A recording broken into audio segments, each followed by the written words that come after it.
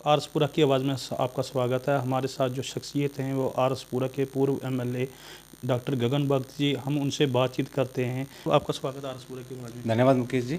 अच्छा डॉक्टर साहब, एक डॉक्टर से लेकर विधायक तक आपने जो सफ़र तय किया, क्या कहना चाहते हैं उसमें?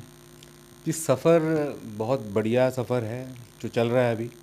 और जब डॉक्टर तब भी हूँ मैं, जब मैं सरकारी नौकरी में करता था अस्पताल में, उस समय में भी समाज का ख्याल रखते हुए मैं कोशिश ये करता था कि सबकी मदद हो सके। और जितना मेरे से बन सका, जितना अपनी हिम्मत के हिसाब से, अपनी क्वालिफ़िकेशन और जितने भी मेरे मेडिकल कॉलेज में दोस्त थे, सीनियर्स थे, जूनियर्स थे, उनके साथ कोऑपरेशन करके मैंने इस शहर और नगर के आसपास के गांव के जितने भी लोग आते थे उनको कोशिश की कि अस्पताल से ही सारा कुछ मिले।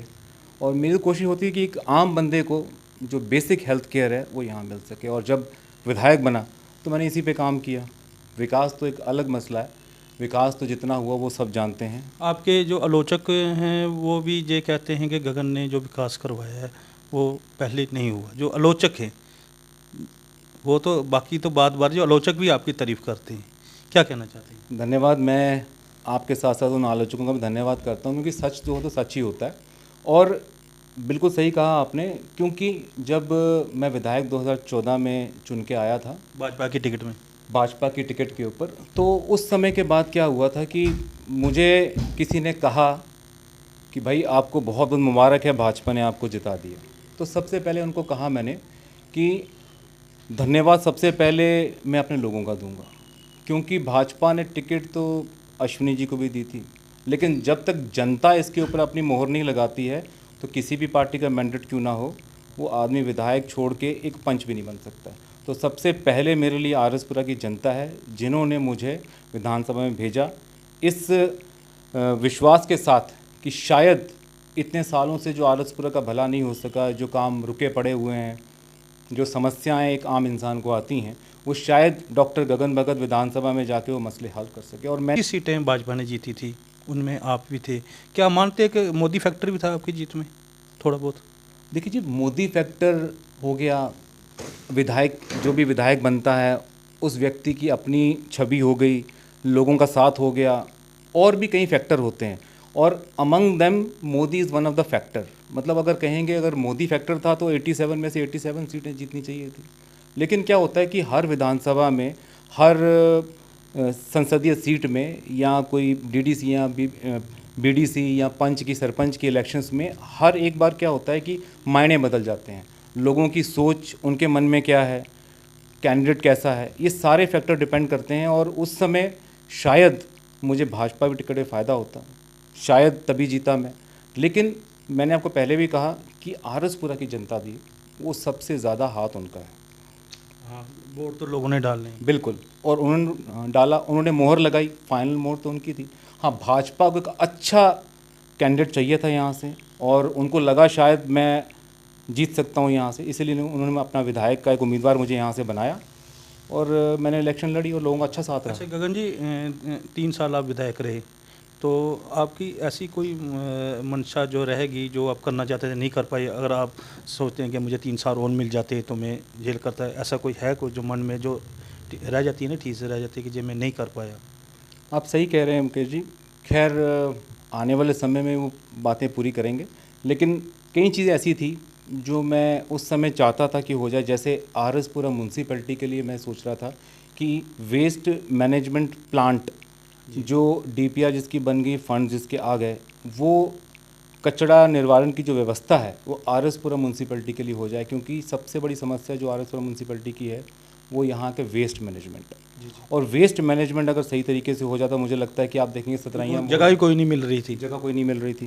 तो जगह चिन्हित की थी हमने तभी के इस पार, और इसके लिए पोल्यूशन कंट्रोल बोर्ड से भी बातचीत की गई थी। और जो उस समय के हमारे मंत्री थे, इन्वायरमेंट मिनिस्टर थे, उनसे भी बात हुई थी, सहमति रही थी और सबका साथ रहा था। और मुझे लगता है कि वो प्रोजेक्ट हो जाना था, लेकिन दुर्भाग्यवश वो सरकार गिर गई। और कई ऐसे प्रोजेक्ट थे जिनके कारण आरसपुरा को एक अच्छी बेहतर व्यवस्था मिलती जो पहले नहीं मिली थी। और एक मैंने अपने तौर से, क्योंकि सुचेतगढ़ का मैं विधायक तो नहीं था, लेकिन मैंने सोचा कि वहाँ पर ऐसा कुछ होना चाहिए जैसे वाघा बॉर्डर पे होता है। उसके लिए मैं स्वयं मुफ्ती मोहम्मद सईद जी को बॉर्डर पे लाया था और उन्होंने दौरा किया था अपने सारे मंत्रियों के साथ, और उनको मैंने कहा था on the pattern of Wagah आप यहाँ भी शुरू करिए, ताकि यहाँ पर जो जैसा वाघा बॉर्डर पे एक माहौल देखने को मिलता है, जो देशभक्ति का माहौल, जो वहाँ के सिपाही, हमारे यहाँ के सिपाही, जो उनमें जोश होता है, वो लोगों को देखने के लिए मिले। क्योंकि आपने देखा कि जब से ट्रेन डायरेक्ट कटरा के लिए हुई है, जम्मू का टूरिज़्म टोटल ख़त्म हो गया, और आरसपुरा जो है वो एक बॉर्डर का उत्साह देखने का पर्यटकों में ख़ास तौर पे रहता है। तो आरसपुरा के लिए बहुत अच्छा ये मौका था कि एक अच्छा टूरिस्ट डेस्टिनेशन यहाँ बन सके, और उसके लिए मैंने प्रयास शुरू किया था। लेकिन अब मैं क्या कहूँगा, सारी चीज़ें राजनीति जोड़ के देखी जाती हैं। अब जो मैंने यहाँ प्रयास किए थे वो फलीभूत नहीं हुए। खैर, अब आने वाले समय में कोशिश आप करेंगे। अभी भाजपा की आलोचना करते हैं, जब विधायक थे तब आप नहीं करते थे, क्या कहना चाहेंगे? क्या होता है जी, देखो, जब आप किसी परिवार में, मजबूरी होती है सीट में, कुर्सी पे बैठ के। हाँ सही कह रहे हो आप। क्या होता है कि इंसान, कोई भी परिवार या कोई भी राजनीतिक पार्टी तब सोचता है जब उसका वहाँ पर टोटल कोई चीज़ ऐसी होती है, दम घुटने लगता है। तो मैं आपको एक कहना चाहूँगा कि भाजपा का शीर्ष नेतृत्व क्या कहता है, यहाँ जो राज्य का नेतृत्व क्या कहता है, इनमें समन्वय नहीं है। क्योंकि जो यहाँ के नेतागण हैं भाजपा के, उनको कुछ भी नहीं पता कि यहाँ के लोगों की क्या अपेक्षा है, उनकी क्या इच्छा है, वो क्या चाहते हैं, नौजवान क्या चाहता है। और मेरी अधिकतर लड़ाई जो है इसी में रहती थी कि जम्मू के लोगों के बारे में सोचो, क्योंकि जो भाजपा के लोग थे उन्होंने जम्मू के नाम पे वोट मांगा, और जब वो नौजवान हमारे पास आते थे, आपने तो खुला विरोध भी किया। हाँ, असेंबली में भी किया। असेंबली मैंने वॉकआउट किया हाँ। 2 बार। क्या था पर्चा भी फाड़े वो उसके जो लेक के हाँ, मैंने आर्टिफिशियल लेक के बारे में कहा, गंडोला के बारे में कहा, और भी कई चीज़ें ऐसी थी जिसमें हमारे भाजपा ने, नेताओं ने यहाँ पर वादा किया था कि जम्मू के लोगों को एक बेहतर व्यवस्था देंगे, और सपने दिखाए थे। तो मैंने उनसे कहा था केंद्र में हमारी सरकार है, राज्य में हमारी सरकार है, और वो टाइम कब आएगा जब ये सारी चीज़ें पूरी होंगी। और मैंने जो संबंधित मंत्री थे भाजपा के, उनको भी कहा कि मैंने कहा आपकी ये चुनावी सभा नहीं है जहाँ पर आप झूठ बोलेंगे, ये विधानसभा है। तो विधानसभा में सत्य बोलिए, सही बोलिए, ऑन द रिकॉर्ड बोलिए। तो इस कारण कई बार मेरी ना उनसे अक्सर नोकझोंक चलती रहती थी, पार्टी के अंदर भी, विधानसभा के अंदर भी, और इस कारण मेरे को वहाँ पर कई जगह थोड़ा सा एक ऐसा व्यवहार देखने के लिए मिलता था कि जिस कारण थोड़ी दूरियां बढ़ती गई। दूरियां वही पार्टी के निकलने का कारण बना। बिल्कुल, कई चीज़ें ऐसी थी जो शायद इस मंच पे, पारिवारिक मुद्दे को भी इसमें शामिल। वही तो बात है, हर एक जीवन होता है और उसकी सत्यता, Personal life होती है। हाँ, उसकी सत्यता वही जानता है।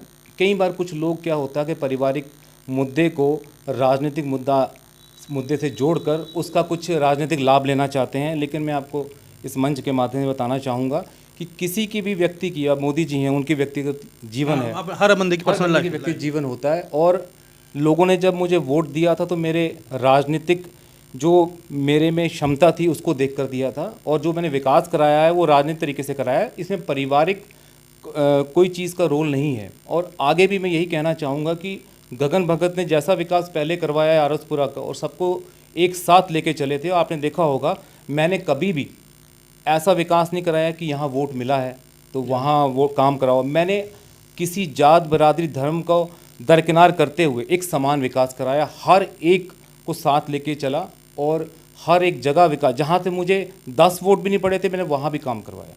नेशनल कॉन्फ्रेंस ज्वाइन करने का क्या उद्देश्य था? और पार्टी में भी जा सकते थे। क्या आपको लगता है कि आरसपुरा में नेशनल कॉन्फ्रेंस को समर्थन मिलेगा आने वाले टाइम में? बिल्कुल जी, आने वाले टाइम पर मैं गर्व के साथ कहता हूँ कि प्रदेश में हमारी सरकार बनेगी, क्योंकि धारा 370 जो है, भारतीय जनता पार्टी के अंदर रहते हुए मैंने इस बात को उठाया था कि देखिए हिमाचल में भी उनके प्रॉपर्टी का प्रोटेक्शन का राइट है, लोगों की जॉब का राइट है, तो 370 इसी को डिफ़ाइन करती है। और मुझे लगता है कि 370 जो है एक सुरक्षा कवच था। क्या आने वाले समय में आप फिर सक्रिय होंगे लोगों के बीच? देखिए, जब 5 अगस्त 2019 को इन्होंने 370 जो जिस प्रकार से भी जे.एंड.के रीऑर्गेनाइजेशन एक्ट के तहत इन्होंने ख़त्म की, और माननीय उच्चतम न्यायालय में ये केस जो है अभी विचाराधीन है, और मैं ये कहना चाहूँगा कि उसके बाद जितनी भी राजनीतिक गतिविधियाँ थी वो एक तरह से स्टैंड स्टिल हो गई हैं। और ऐसा नहीं है, पहले तो मैं ये कहना चाहूँगा कि यूटी के अंदर चुनाव कराना जम्मू कश्मीर के लोगों के साथ एक मजाक है। और अगर वाकई ये एक सरकार ने तो बोला है, अमित शाह जी ने भी बोला है कि इलेक्शन से पहले जम्मू कश्मीर को राज्य का दर्जा दिया जाएगा।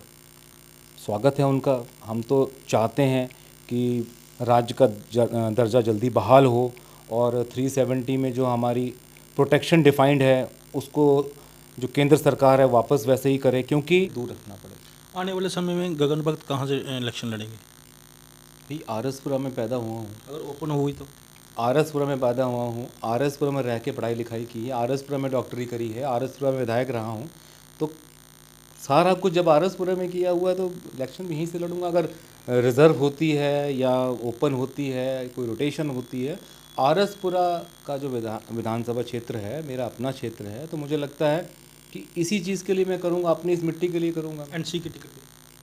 हाँ जी, पार्टी जो है आप देखेंगे ना, जम्मू कश्मीर नेशनल कॉन्फ्रेंस है, इस समय आप देखेंगे कि जो 370 के बाद के हालात बने हुए हैं, इसलिए हमें राज्य की एक राजनीतिक पार्टी इसलिए चाहिए क्योंकि जो हमारे लोगों की अपेक्षा होती है ना वो कुछ और होती है। जो केंद्र सरकार की जब बात आती है कि जब संसदीय चुनाव होते हैं उसमें प्रायोरिटीज चेंज हो जाती है, लेकिन रविंदर रैना तो बोलते हैं कि ये जो पार्टी है नेशनल कॉन्फ्रेंस, जो पाकिस्तान जो समर्थक आतंकवादी समर्थक उनका समर्थन करती है।